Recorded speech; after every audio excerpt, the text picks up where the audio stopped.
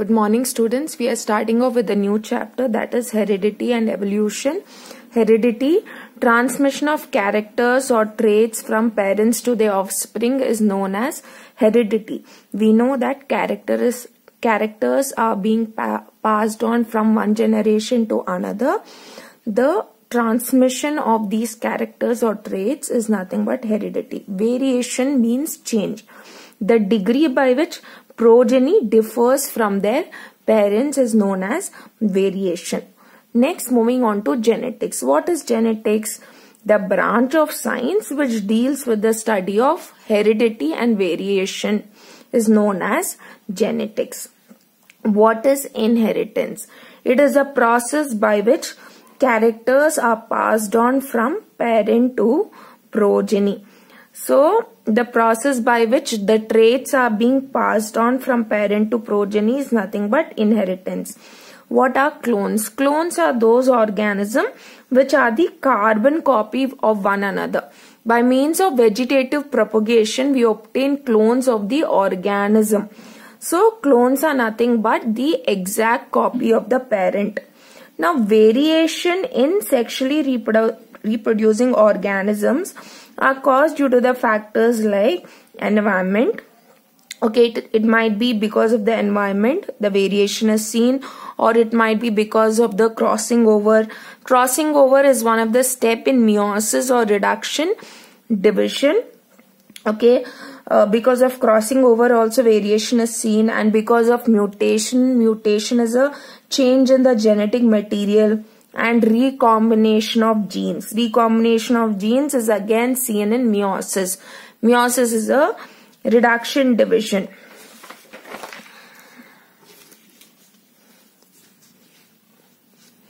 Genotype. It is a composition of the genes present in an organism. Genotype is nothing but it's sum total of genes that is present in an organism. Phenotype is a characteristic that is visible in an organism. So the hair color, the eye color, the skin texture, all these are nothing but the phenotype. Haploid. The unpaired condition of chromosome is known as haploid. Now what do I mean by this? We know that in human beings there are 23 pairs of chromosome. One set we are receiving from the father, the other set we are receiving from the mother. So totally there are 46. Now, during meiosis or reduction division, what happens is this 46 is reduced to 23. So, that time this 23 number is known as haploid, or the unpaired condition of chromosome is known as haploid. Diploid is it has got 23 pairs of chromosome. That means it has got both. It has got paired chromosomes. Paired condition of chromosomes is known as diploid. Homozygous means two copies of the same allele. Now what is this homozygous?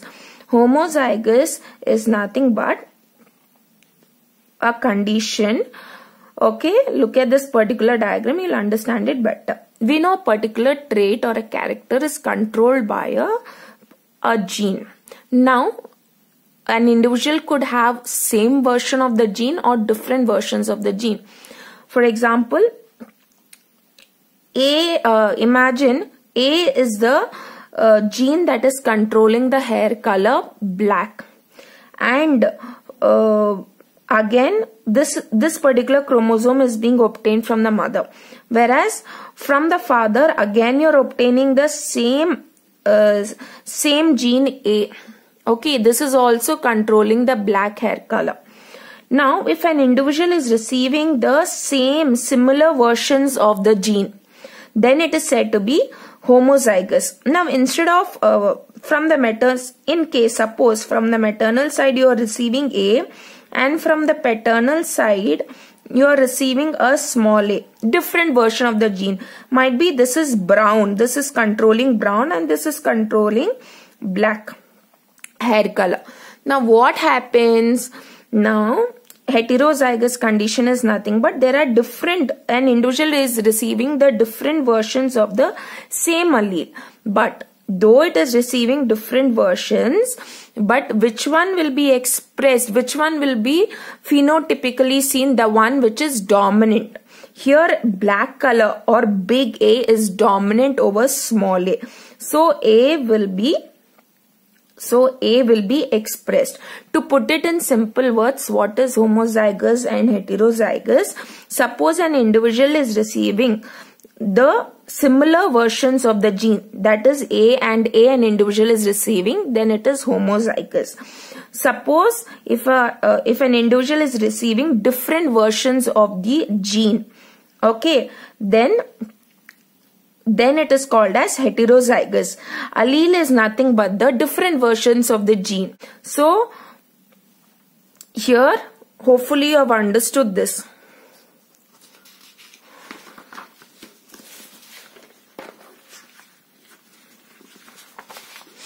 The credit for our present understanding of the mechanism of heredity goes to an Austrian monk, that is Gregor Johann Mendel. So the credit for the concept of heredity, how exactly it is being transmitted. So this credit goes to an Austrian monk known as Gregor Johann Mendel. Mendel took into consideration 7 characteristics, with each 2 contrasting characters. One is dominant, the other is recessive. What do I mean by dominant and recessive? Dominant means which is expressed, we can see it. See, recessive means it is not expressed. Dominant is masking, or it is not letting the recessive genes to be expressed. Dominant is expressed. Mendel explained the principles of inheritance on the basis of his experiment on garden pea.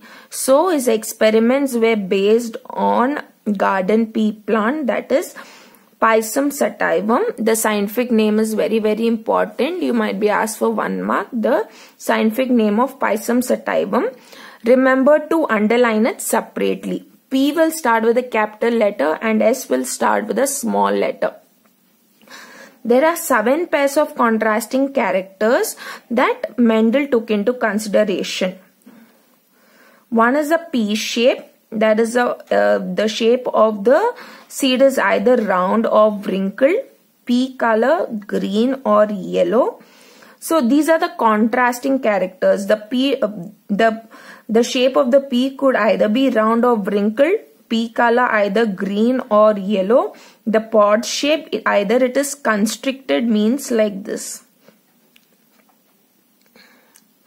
okay, or it is inflated, or it is flat. Pod color, either it could be green or yellow. Flower color, either it is purple or white. Plant size, either it could be tall or it could be dwarf.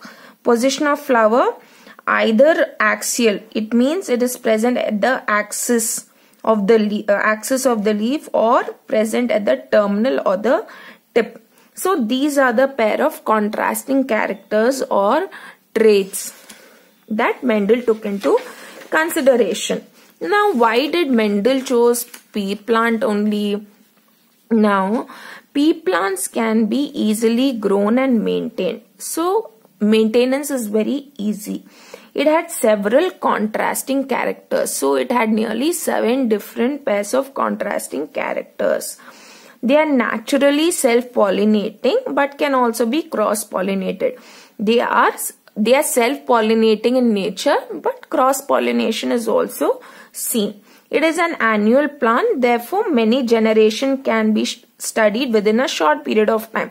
Since it is an annual plant, so several generations can be studied within a short duration of time, or the progeny could be studied within a short duration of time. Now, Mendel's experiment. So how exactly did he go about with experiment? Now you need to know what is this monohybrid cross. Now in this particular cross, he studied only 1 pair of a contrasting characters. A cross which involves only a single pair of contrasting characters. So he took only 1 pair of contrasting character to study.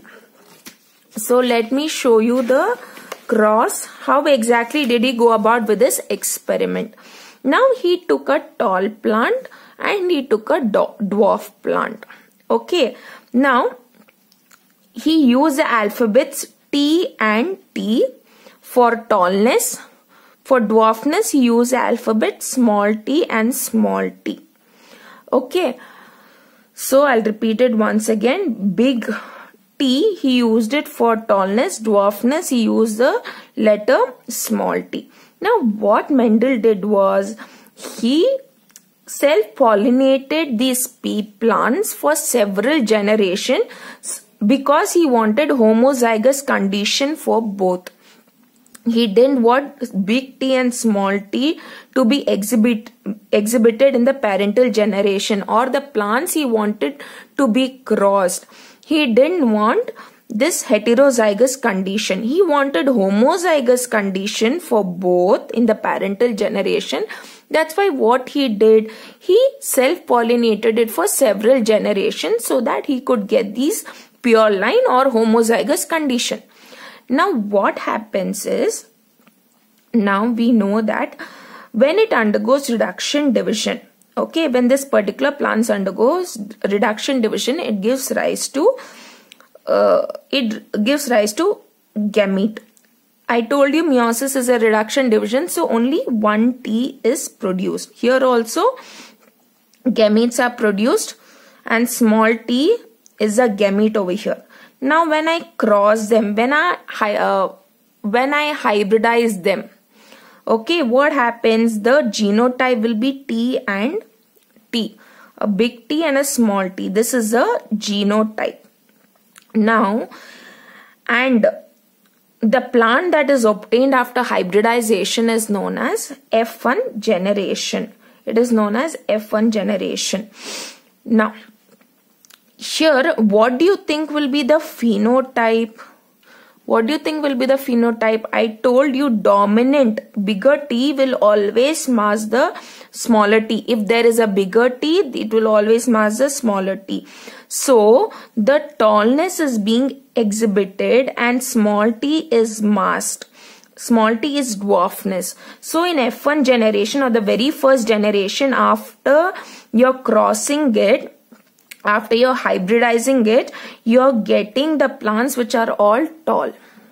Okay, then what you're doing is, again you're taking this plant and you're crossing with the hybrid. Both, look at the genotype, it is the same. Now when you're cross breeding it, what is happening? This is a gametes that are being produced. So this is a gamete that is being produced, and what are the possible combination? T and T. Okay, T into T, you get T and T. Bigger T and small t will give rise to T and small t. Again, this small t multiplied with this bigger T will give you T and small t. Small t and small t will give rise to T and T. So this is a possible genetic combination that is obtained. So what could be the phenotype over here? Phenotype for this, we know this particular plant will be tall. Here this is heterozygous condition, but which is dominant? The bigger T. So this will also be tall. This will also be tall. How about this? It will be dwarf in nature. So this is the phenotype that I'm talking about. How about the genotype? How many combination of TT are there? See, it is just only one. How many T and big T and small t are there? 2. How many small t's are there? Both are small t's, just 1. So the genotype is 1:2:1. So whenever I ask you the phenotype, you need to mention the characteristic. For example, this is tall, this is tall, this is tall. So the ratio, what will be the phenotypic ratio? It will be 3:1, because there are 3 tall plants and 1 dwarf plant. But when it comes to genotypic ratio, we need to check the alphabets, whether how many T's are there. both are here. Two big T's are there, but do we find any other combination of big T's? No. So this is one. How about this? There are two combination of big T and small t, so we write 2. Then small t's, there is 1. This is nothing but the monohybrid cross, where he took into consideration just one characteristic.